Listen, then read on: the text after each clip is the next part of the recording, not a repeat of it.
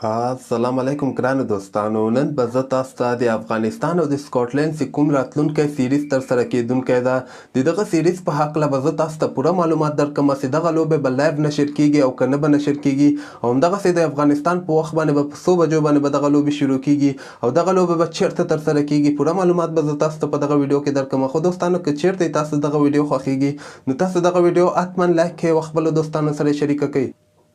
نو دوستانو اول خو به زه تاسو ته ووایم چې د افغانستان او د سکاټلند چې کوم راتلونکی سیریز ده په دغه کې به صرف 2 لوبې ترسره کیږي، یعنې 50 اوریزې لوبې به ترسره کیږي چې دغه لوبې به په سکاټلند کې ترسره کیږي. اولنۍ لوبه چې کومه یوه ده هغه به 8 مای باندې ترسره کیږي چې د افغانستان په وخت باندې به د غرمې ټایم کې 2:30 بجې باندې شروع کیږي او همدغسې دویمه لوبه چې کومه یوه ده هغه به 10 مای باندې ترسره کیږي. دغه لوبه به هم د افغانستان په وخت باندې په 2:30 بجو کې شروع کیږي. او دې نه علاوه ډېر داسې مینوال بار همدغه پوښتنه کوي چې موږ ته ووایه دغه لوبې به لایو نشر کیږي، یعنې موږ کولی شو چې دغه لوبې لایو وګورو.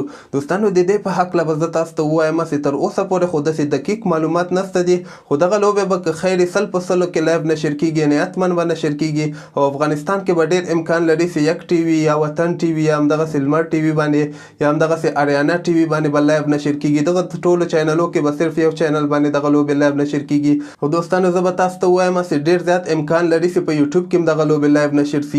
همدغسې که چیرته دغه لوبې لایو نشر نشولې که کوم چینل باندې نشر نشولې خو د دغه لایو سټریمینګ به حتما تاسو کتلی شئ، یعنې لایو سټریمینګ هم امکان لري چې د دغو لوبو لایو سټریمینګ شي.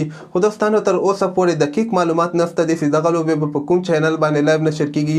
چې څنګه ما دقیق معلومات ترلاسه کړه زه به تاسو ته په دغه چینل کې خبر درکړم. نو دوستانو تاسو کولی شئ دغه چینل در سره سبسکرایب کړئ. لاندې په سور خط باندې سبسکرایب لیکل شوی ده، په دغه باندې کلیک کړئ. دې سره څنګ کې یو بیل آیکن هم ده، په هغه باندې حتما کلیک کړئ. نو بیا به د موږ ویډیوګانې ټول نه مخکې تاسو ته درځي.